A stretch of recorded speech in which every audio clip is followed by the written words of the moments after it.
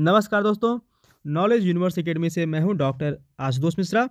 और आज हम लोग बात करने वाले हैं सुंदरलाल बहुगुणा के बारे में। दोस्तों, चाहे टीजीटी का एग्ज़ाम हो, पीजीटी का एग्ज़ाम हो या फिर सी टेट हो, किसी भी स्टेट का टेट हो, अगर उसमें ईवीएस से क्वेश्चन आता है, पर्यावरण से क्वेश्चन आता है, तो सुंदरलाल बहुगुणा जी से बहुत सारे क्वेश्चन पूछे गए हैं, पूछे जाते हैं। तो आइए आज विस्तार से इनके बारे में समझते हैं। इनका जन्म कब हुआ था, ये कहाँ के रहने वाले थे, कौन कौन से आंदोलन इनसे संबंधित हैं या फिर किस किस आंदोलन में इन्होंने भाग लिया था, इनका उपनाम क्या था। तो दोस्तों, आइए इस वीडियो को शुरू करते हैं। इनका नाम दोस्तों क्या है, इनका नाम आप देख ही रहे हैं, इनका नाम है सुंदरलाल बहुगुणा जी। यह कौन थे? यह एक मशहूर पर्यावरणविद थे।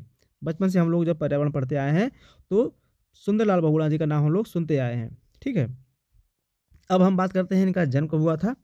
तो इनका जो जन्म हुआ था वो हुआ था 9 जनवरी 1927 को। कहाँ हुआ था? उत्तराखंड में हुआ था। उत्तराखंड के मरोदा नामक स्थान पर इनका जन्म हुआ था, या फिर यूँ कहें कि मरोदा नामक गांव में इनका स्थान हुआ था। ठीक है, तो चाहे गांव कहिए या फिर स्थान कहिए, ये समझ लीजिए आप कि वहीं पे इनका जन्म हुआ था और ये कहाँ पड़ता है? उत्तराखंड में यह पड़ता है। आगे हम लोग बात करते हैं इनका निधन कब हुआ था।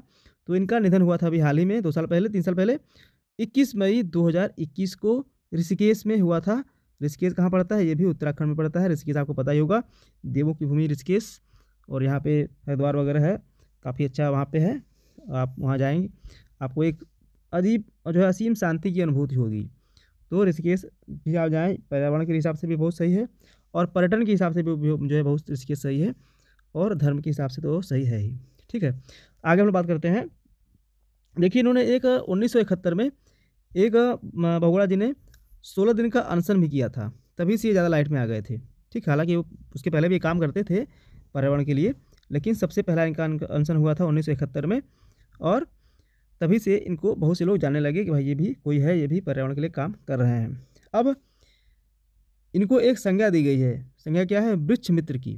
ठीक है, तो वृक्ष मित्र की भी इनको संज्ञा दी गई है, आपको पता होना चाहिए। क्वेश्चन ऐसे पूछेगा कि वृक्ष मित्र किसे कहा जाता है, तो आप बोलेंगे कि यह जो है वृक्ष मित्र कहा जाता है हमारे सुंदरलाल बहुगुणा जी को। ठीक है, तो वृक्ष मित्र कौन है आपको पता होना चाहिए, कौन है? सुंदरलाल बहुगुणा जी हैं।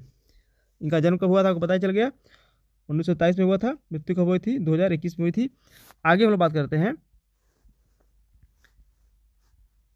कि इन्होंने और कौन कौन से आंदोलन किए थे। ठीक है, तो आंदोलन तो बहुत सारे इन्होंने किए थे।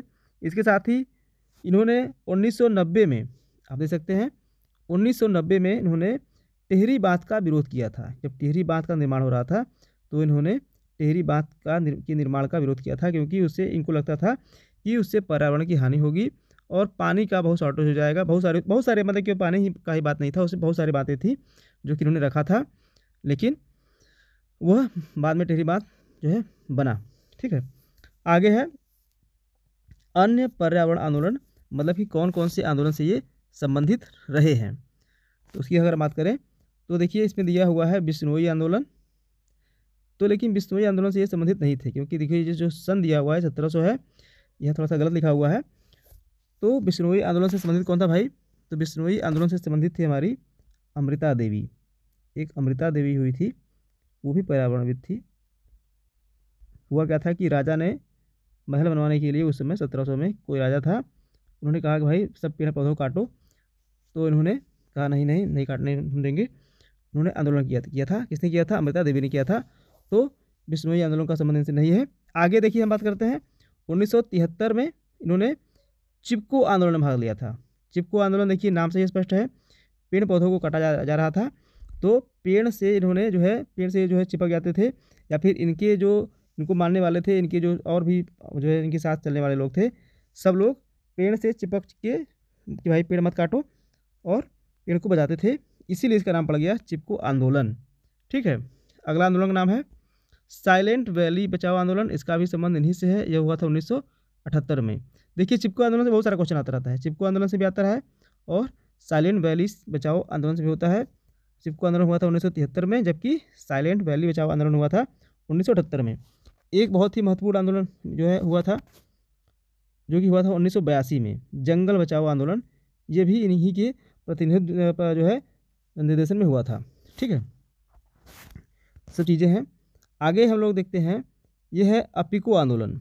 देखिए है अपिको आंदोलन, तो जो अपिकू आंदोलन है इसका संबंध भी हमारे सुंदरलाल बहुगुणा जी से है, जो कि हुआ था 1983 ईस्वी में। इसके साथ ही सबसे महत्वपूर्ण आंदोलन की अगर बात करें तो हुआ था 1985 में नर्मदा बचाओ आंदोलन, जिसका जो है प्रतिपादन इन्होंने किया था, जिसका निर्देशन किया था, जिसमें इन्होंने भाग लिया था हमारे सुंदरलाल बहुगुणा जी ने। अपने महत्वपूर्ण पर्यावरण से संबंधित महत्वपूर्ण कार्यों के लिए इन्हें सरकार द्वारा पुरस्कार भी दिया गया था। कभी कभी क्वेश्चन ये भी आता है कि सुंदरलाल बहुगुणा को राष्ट्रीय एकता पुरस्कार कब मिला, या फिर कौन कौन से पुरस्कार मिले, ठीक है। या फिर उसका नाम दे देगा कि वृक्ष मानव पुरस्कार कब मिला, पद्मश्री पुरस्कार कब मिला, जमुना लाल बजाज पुरस्कार कब मिला, पद्म विभूषण कब मिला। तो आपको पता होना चाहिए कि हमारे बहुगुणा जी को 1984 मिला था राष्ट्रीय एकता पुरस्कार, 1985 मिला था वृक्ष मानव पुरस्कार, 1981 मिला था पद्मश्री पुरस्कार, 1983 मिला था जमुना लाल बजाज पुरस्कार और 2009 मिला था पद्म विभूषण, ठीक है। तो यही सारे क्वेश्चन इसमें आते रहते हैं। क्या क्या आते रहते हैं एक बार हम लोग फिर से समराइज कर लेते हैं। तो आपने देखा कि इनका जन्म आपने जो है जान ही गए, मृत्यु जान गए आप इनका। पर्यावरण बचाव के लिए उन्होंने 1990 में टेहरी बांध का विरोध किया था, ये भी एक इनसे जो है जुड़ा हुआ जो है केस। उसके बाद इन्होंने जो है चिपको आंदोलन चलाया था, फिर साइलेंट वैली आंदोलन चलाया था, उसके बाद जंगल बचाओ आंदोलन इन्होंने चलाया था, ठीक, अपिकू आंदोलन चलाया था और नर्मदा बचाओ आंदोलन चलाया था। और अगर हम बात करें कि इनको कौन कौन सा पुरस्कार मिला था, तो राष्ट्रीय एकता पुरस्कार इनको मिला था, अब जाने गए, वृक्ष मानव पुरस्कार मिला था, पद्मश्री पुरस्कार मिला था, जमुना लाल बजाज पुरस्कार मिला था और पद्म विभूषण पुरस्कार मिला था। इसका सन भी इसके सामने दिया हुआ है, इसको भी आप याद कर सकते हैं, ठीक है। तो कम से कम सन याद नहीं कर रहे हैं तो कम से कम ये जो इनको पुरस्कार मिला है ये तो आपको पता होना ही चाहिए। दोस्तों उम्मीद करता हूँ आपको ये वीडियो अच्छा लगा होगा।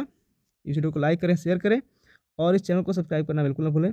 मैं आपके लिए ऐसे ही नॉलेजफुल कंटेंट लेके आता रहूँगा। तब तक के लिए धन्यवाद। हाँ, एक बात और, जो व्यक्ति हमारे चैनल से जुड़ना चाहते हैं, अगर हमसे कोचिंग लेना चाहते हैं तो 7021363862 पर आप लोग व्हाट्सएप कॉल ना करें, व्हाट्सएप करें, क्योंकि कॉल बहुत सारा आता रहता है, कोई उठा नहीं पाएगा।